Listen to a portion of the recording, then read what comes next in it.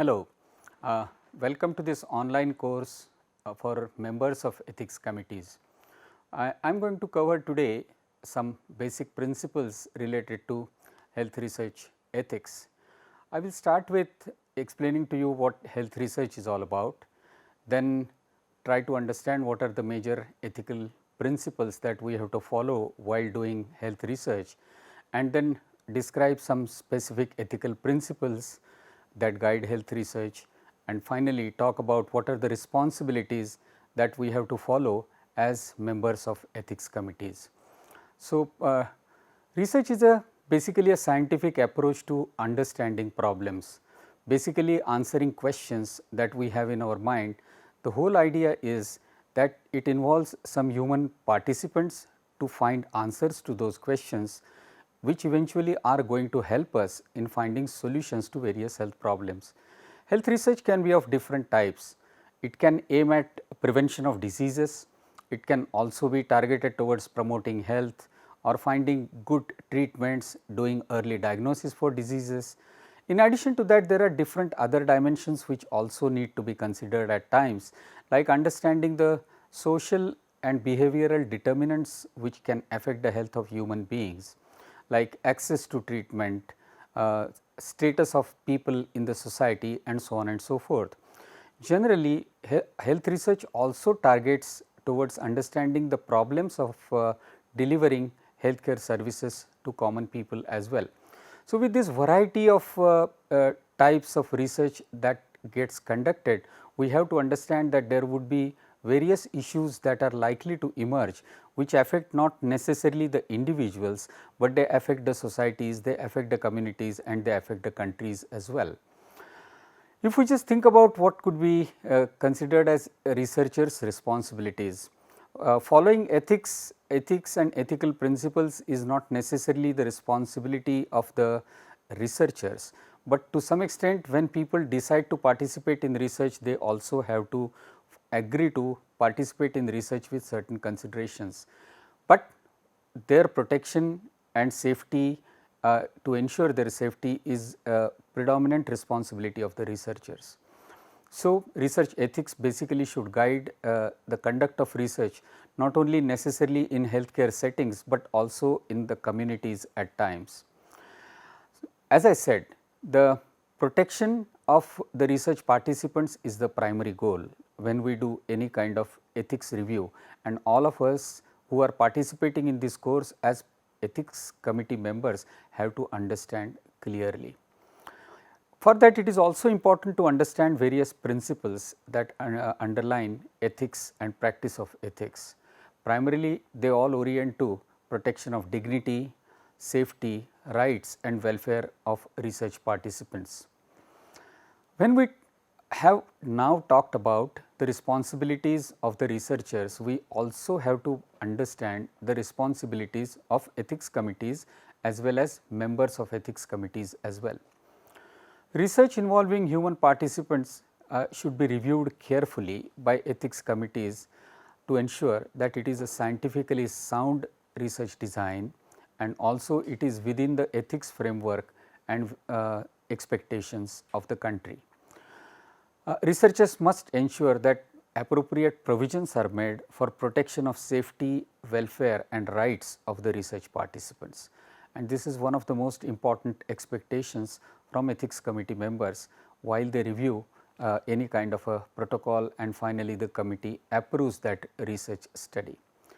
Nowadays, there is a more and more recognition of the fact that it is not only the research participants that we should be worried about, but we should be worried about the overall community that is eventually going to be benefited from this research that is being conducted. As all of us know, research is hardly any time individual centric. Research is almost invariably for public good, and hence the benefits that we get out of researching on a few individuals, the benefits should reach out to a large number of people, and hence there is a growing recognition that participation of the local community and the representatives right from the planning stage is critically important. Communities should be informed of the research, the design of the research, what the outcomes are going to be, and how are they going to be eventually shared with the people who are going to be the beneficiaries of this particular research study that is aimed at. And hence, it becomes critically important that the community representatives and researchers work together to develop this particular research concept in such a manner that the research gets done in the most appropriate way. When we think of outcome of any kind of research, primarily the benefits should reach all, should be the principle of any research. So, even if we are trying a new drug, if we are trying a new vaccine, if we are trying a new healthcare delivery system, eventually that should become freely available, it should be easily accessible, it should be acceptable to the population to which this intervention is being offered, and on the top of it, it should be affordable, because non-affordable interventions will never remain sustainable in the long run. And hence, ethics committees have to examine if the proposals have clearly described this particular component in the proposal. If we have to understand ethics, ethics is primarily described as standards to conduct, or basically standards of conduct or social norms that prescribe any kind of behavior. So, mostly the goals of ethics are prescriptive and evaluative, and that are not descriptive and explanatory. This basically decides that there is a difference between ethics and social science. When we talk of any research, there is one very critically important point which we as ethics committee members have to be aware of, and that is the conflict of interest. There is sometimes conflict of interest as far as the researchers are concerned. Some people may be having stocks in the companies of which drugs are being tested in clinical trials. This is one example. The research may be sponsoring them, giving them some extra monetary benefits, which again can be considered as a conflict of interest. We have to carefully assess as ethics committee members if there are conflict of interests that are clearly mentioned. One thing we have to understand, conflicts of interest are generally to be clearly mentioned upfront by the researchers in the protocol, and we have to examine them appropriately. There could be sometimes debates about how a research is going to benefit individuals versus public, and hence sometimes individuals may be at risk, but eventually that is going to be of benefit to the people. That becomes an important positive point of why that research should be done. There may at times be again a decision dilemma, whether we should focus on prevention research or we should focus on treatment research. As all of us understand, prevention research is almost invariably very expensive. It is almost invariably done on non-diseased populations, but in the long run it has many more benefits than treatment related research. So, such dilemmas have to be appropriately understood by ethics committee members. Newer technologies, although we all understand that it is important to have newer technologies and they are going to benefit human beings in the long run, they essentially come with some kind of an economic burden. We all know that. Also, there could be problems of equity, access, in the sense that not everybody will have an access to these newer technologies as they develop, particularly in the initial years. And here I am talking about drugs, medical devices, vaccines, newer public health interventions, etc. But we have to understand that the development on newer technologies always happens in a stepwise manner, and initially very expensive technologies eventually become fairly affordable. So, just because the technology is very expensive at the stage of research does not qualify it to be considered as not a good topic to be researched while we review such protocols. Basically, as ethics committee members, we have to understand that there are three basic cardinal principles of ethics which every researcher has to practice, and they include autonomy, which just talks about ability to decide to participate in a research study at one's own free will.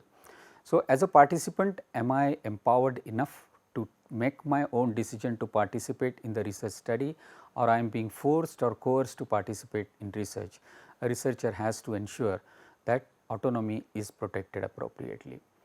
Second principle is that of beneficence and non-maleficence, which just says a common sense do good and do no harm. Sometimes if there is a problem while understanding this particular aspect, there could be ethical issues which could arise and jeopardize the research that we are undertaking. And finally, that there is a principle of justice, which essentially means that as researchers we have to be very fair to all our research participants, and we have to cater to their needs and safety as they become the priority in any research area.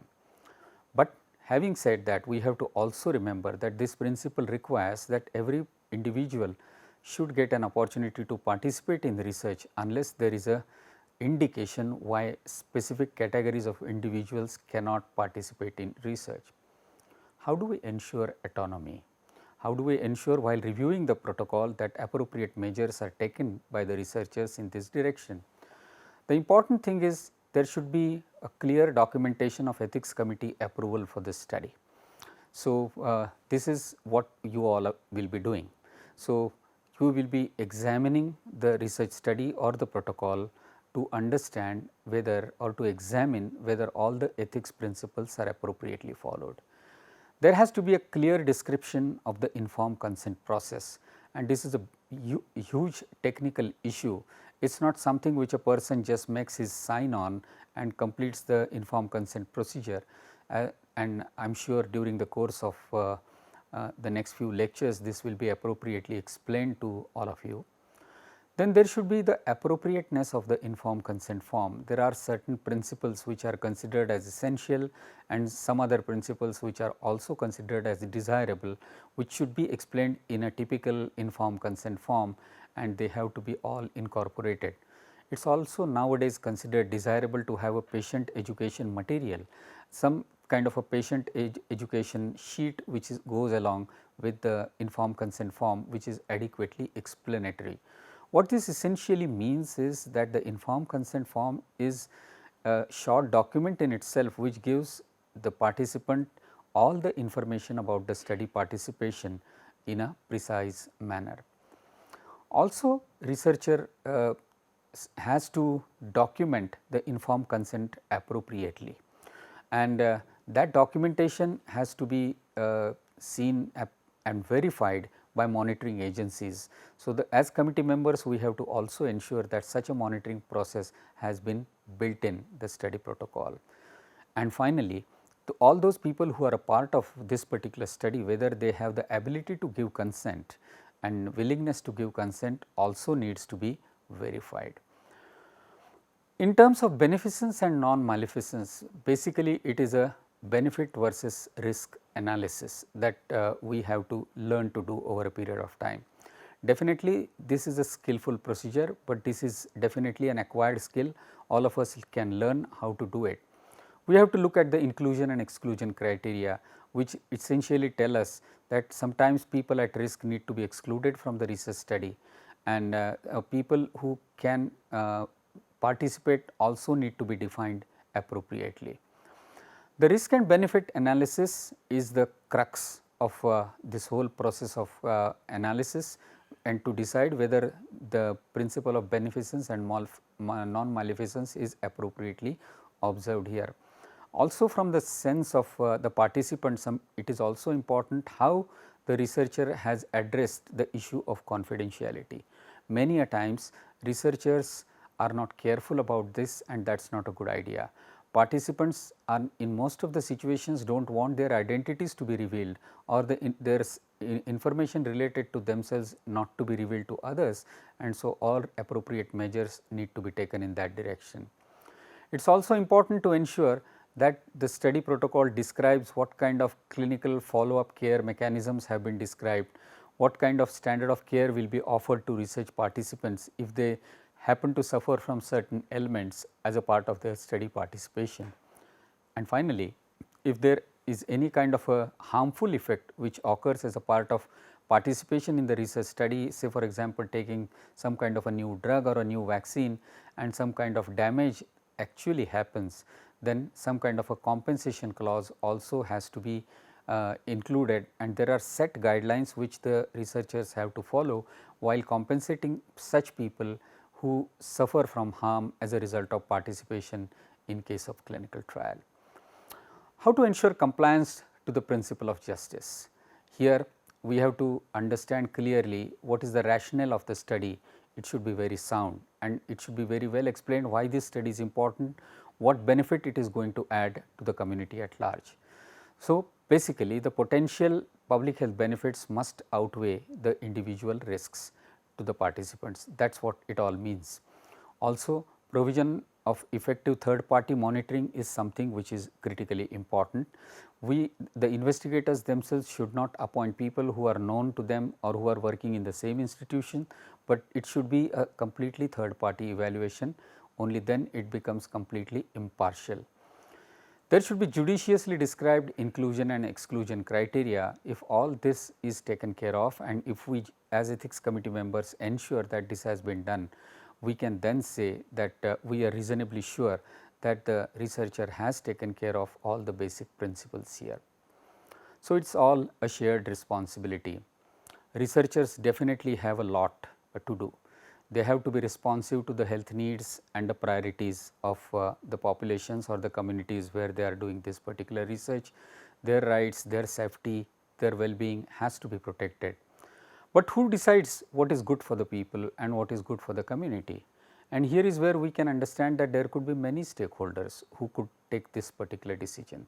For example, investigators alone and their study sponsors may not be enough, but research participants themselves along with some policymakers, program managers and regulatory committees, they all together can decide that, and that is one of the reasons why ethics committees examine various research study protocols very carefully and try to understand why that particular research is important and whether it should be approved or not. And hence all of us, the ethics committees as well as members of the ethics committees, have an important role to play in the review of research protocols and a very important responsibility to handle. Thank you very much for your attention.